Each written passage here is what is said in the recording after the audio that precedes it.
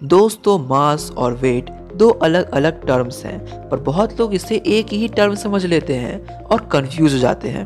क्या आपको ये पता है कि वेटेज मशीन जो होती है उससे हमें पता क्या चलता है, वेट या मास, या फिर क्यों स्पेस में या अलग अलग प्लैनेट्स पर हमारा वेट भी अलग अलग हो जाता है?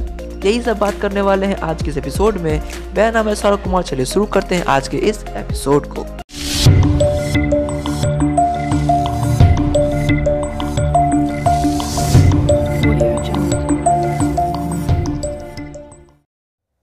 दोस्तों जैसा कि मैंने वीडियो के शुरू में ही बोला था कि मास और वेट दो अलग अलग टर्म्स हैं, तो यहाँ पर आपको एक टर्म और समझना होगा, मैटर।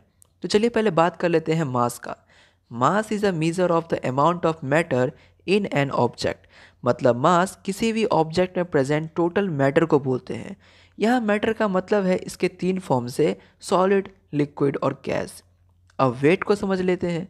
दोस्तों यहाँ आपको ग्रेविटी के लॉस पर ध्यान देना पड़ेगा। पृथ्वी के पास अपना ग्रेविटी है और अर्थ अपने ऊपर प्रेजेंट हर चीज़ को 9.807 मीटर पर सेकेंड स्क्वायर की दर से अपनी ओर खींचता है।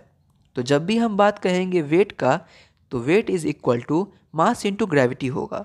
यानी अगर हम अर्थ पर किसी ऑब्जेक्ट का वेट निकालेंगे तो उसके मास में उस पर लगने वाले ग्रेविटी को गुना कर देंगे और हमें हमारा वेट मिल जाएगा। साफ शब्दों में कहूँ, अगर कोई ऑब्जेक्ट है जैसे कि फुटबॉल, तो इसके अंदर प्रेजेंट टोटल मैटर को हम मास कहेंगे और जब इसके ऊपर ग्रेविटी लगेगा तो मैटर और मास के मल्टीप्लाई को हम वेट कहेंगे।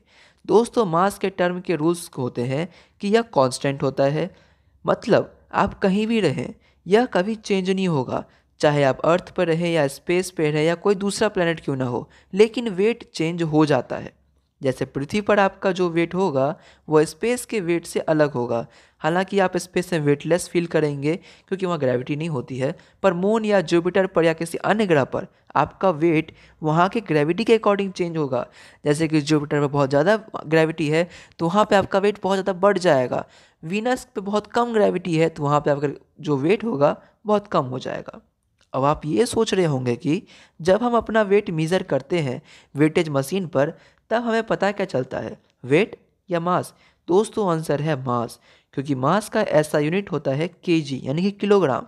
अगर आपको वेट निकालना है तो आप अपने मास में 10 से गुना कर दीजिए और आपका वेट आ जाएगा।